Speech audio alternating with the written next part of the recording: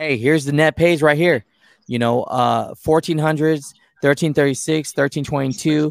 We got 1800 and we got 1395. Now, tell us the difference between this 1400 checks and when you can get them 1800 checks net a week. The $1,400 nets or the $1,300 nets, that's just a regular 5-day work week, Monday through Friday, and me having a whole weekend off. When I'm talking about I'm off on Friday morning, the weekend already started.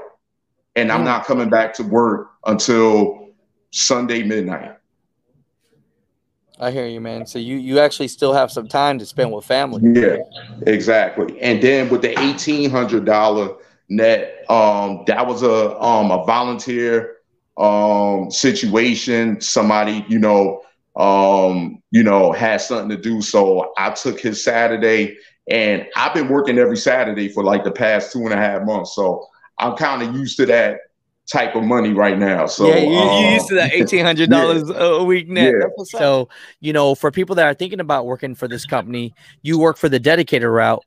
I mean, it's showing right here, you making $1.30 per mile. I mean, I'll tell you one thing or whatever. Most of these guys are, clearing over 80 or whatever. But for technical purposes, we're going to go with the projection and just say, between 75 to 80 grand. A little bit about you left twice, and usually people that dip once don't come back, and then dip again don't come back. So, how could you dip 2 times and basically be here for the 3rd time? Maybe 3rd time's the charm. Can you speak on that? That because Mr. Latta, he knows, like, just like a father knows his children, he knows his drivers. And when word of mouth get to him, like, what? He's leaving. No. He came to my terminal himself, and me and him in the office alone talking about, do you want to take extra time to, think this through or whatever? But hey, listen, whatever you have to do for your family, I support it. But I'm just letting you know that the door is always open for you. And I took that to heart and everything. And he was like, when he gave me his business card, he said, exclude the office number, call my cell phone number. You are now watching the Asian Mai Show live. What's going on, mother truckers? Welcome to the Asian Mai Show. Hopefully everybody's doing great today. I'm chilling out here at the 595 truck stop at Mecca Chrome Shop. And so I'm here doing the live here right now, but we're here to talk to my man, G.I. Joe Trucker. What's good, boss? No problem. So before trucking, like I said, the reason why you got the G.I. Joe in my name is because I served in the United States Marine Corps for about 8 years. 2 enlistments. I first duty station right out the back was in Japan, and then I came back stateside, went straight to Iraq. Served 11 months out there. I got out around 2009, 2010. And at that time, the economy, it was an economic crash, and, housing markets went down and such. So I left the service without a guaranteed job. So, I bounced around with a couple of odd jobs. I even went back to, I went to college.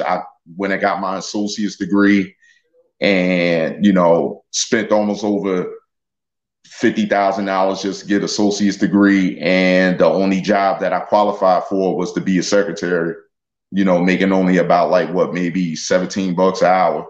And I know, with that wasn't, along with that student loan debt that was going to come. And also, I got married, had a child, and that wasn't going to fly sooner or later or whatever. So, bouncing around from odd jobs. And the last straw was when I was with the Postal Service, and I I was a non-career employee, you know, doing letter carrier duties and getting paid with no benefits. So if I get hurt out on the street, then I have to pay for my own medical and you know, using my own. I think I was delivering mail out my own car. My transmission blew, and they gave me nothing for that. So it was just after that, you know, I just was like, you know, I can't do this anymore. And, you know, I left and I was on unemployment for about like 2.5 years after I left the Postal Service. And with that time, you know, I saw, you know, a few family members, especially my father-in-law, you know, of how they, you know, supported their families. And when I mean support their families, you're talking about, you know, home ownership, putting their kids through college and et cetera, or whatever, just by, you know, hopping into that truck and doing it for years. So that's what got me in. Man, that's what's up right there, you know. And you know what? The more we talk, the more you're comfortable on the camera too. You know what I'm saying?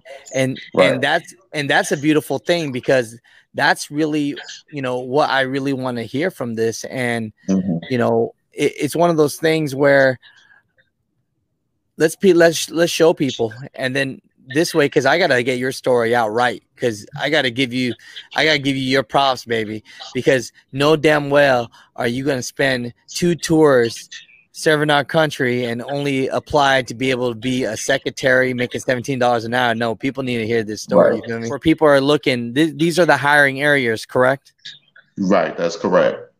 And is there anything specific? Because I remember you saying something about Maine that you should make sure that you have a couple things. Northern New England, like you're talking about, like near the Canadian border, like anywhere near the border of Canada, like up near Maine, upstate New York, like in Syracuse, somewhat. You might want to. It behoove you to get your passport, you know, situation straightened out, because they may have you, you know, go over into Canada to, you know, maybe either cross dock or transfer a load or whatever. So, and that situation has happened over there. So just for the guys that live up in Northern New England and upstate New York.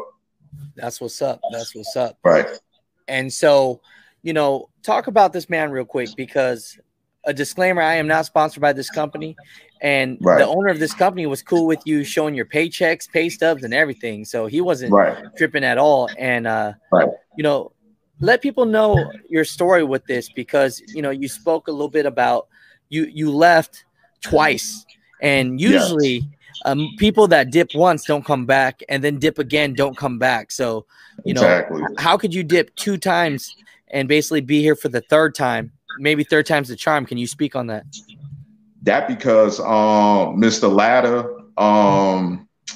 he knows, like, just like a father knows his children, he knows his drivers. And when word of mouth get to him, like, what? He's leaving. No, he came to my terminal himself, and me and him in the office alone talking about, yo, you know, do you want to take extra time to, you know, think this through or whatever? But hey, listen, whatever you have to do for your family, you know, I support it, but I'm just letting you know that the door is always open for you. And I took that to heart and everything. And he was like, you know, when he gave me his business card, he said, exclude the office number, call my cell phone number. So you telling me if someone is thinking about leaving the company, like just like your experience, he would drive over there or fly over there just to meet up with you, just to talk to you personally? But bro, if I'm lying, I'm dying, bro. He did that. He did that. Damn. And so let's keep it real here. You know, why did you want to leave? I mean, you were getting paid cool, but why did you want to leave? Because what probably every trucker goes or whatever, even when, like what they always say, if it ain't broke, don't fix it. You always assume that there's something out there better or whatever, or you try to, they don't never hold you back from your dreams. Like anybody that has like dreams of maybe being an owner operator someday or whatever, they'll never hold you back from that. Also, let me, add another tidbit. A lot of former owner operators work here. So that tells you a lot. That's what's up. That's what's up. A lot of former owner ops work here. Matter of fact, my fellow driver, he still owns his truck, but he has somebody else drives it for him while he working here. Man, so it really is like a little family, you know what I'm saying? That's cool, man, because let's be honest, people, we out here trying to get the bag. We're trying to find a way to make more money. But then you know what? You find yourself maybe making more money, but the owner treats you like trash. And then you think back to the company that treated you good, right? Yep, just like a relationship, man. Just like a relationship. Hey, that's what's up. That's what's up right there. And so real quick, just talk about the driving academy for people that might just be interested, because I see there's non-CDL holder positions as well. So for people that might want to get their feet wet. Okay, all right. So for the driver academy, that's for if you have your CDL already, but you don't have the experience to work local. Like for a company like this, like you talking about, like say like if you was to get you was trying to apply with like a UPS or whatever, and they asking you for 6 months experience. Right here with the academy or whatever, like first they'll have you work on a dock or whatever, and you're loading trucks in a forklift or whatever. And then as soon as the time goes on, and we talking about like maybe a month or two, not a whole year, and you go into the academy. Oh, that's we talk about like maybe a month or two. Yeah. We talking about maybe a month or two, and you're in the academy. They it's 10 to 12 weeks. You're in a nice hotel, Holiday Inn Express, and that's a pretty nice hotel. Maybe the classrooms might be limited due to COVID or whatever. They probably might have like 5 to 10 students per class or whatever. But you're in the tractor, a conventional tractor with a highly skilled trainer or whatever, and y'all driving throughout the city. May it be Philadelphia, and you know how crazy Philadelphia, ports and warehouses is or whatever, and you get in that city driving experience that what drivers rarely have or whatever. So you get in that experience of, driving in the city, backing into crazy situations and stuff like that. And then after your 12 weeks is up, you graduate right into a position of either P&D, LTL, or the line haul position or whatever. And one guy mentioned it in the chat, do you get paid overtime? You get paid overtime after 40 hours. I usually don't like giving recruiter information, but it's one of those things where I understand. Hey, we're not hearing this from a recruiter. We're hearing this from you. Yeah. I want to let you know, this is, what I'm saying, what we say in the street, this is sucker free. This is not, we're not paid robots or spokesmen or whatever and everything. We're not trying to deceive nobody or nothing like that. So I get it when people get all, whatever about, seeing the recruiter's information. But that's just to, for you to get to the position and for you to find out what position pays or whatever. So that's what that's there for. Yeah, and and if you're liking it, you're in the East Coast, man, put down my man's Nate White's numbers. Tell him Nathaniel White sent you, man, because a lot of people aren't brave enough to even jump on here to show what they make gross or net, because a lot of people like to flex and be like, oh, that guy's working so hard and that's all he's making. Nah, we're not here to flex. We're here just to give you what you need to know, transparency, just so that, hey, if you got your CDL, all you mother truckers out there right now talking to me and saying, hey, you got your CDL, but no one will hire you and you would like to be home local, but you're telling me you live in the East Coast. Well, there you go. we got some information for you today. This might be the one, because let's be honest, when you call up UPS, you call FedEx Freight, you call up Old Dominion, Estes, they might want you to have 6 months to a year experience. Right. You know? So even if your game plan isn't even to stay on this company, but if this is the one that's allowing you to stay there, shoot, after your 6 months there, if your plan is still to go to Old Dominion, then if they're not doing you right, then now you got the experience. So either way, they're giving you the keys, right?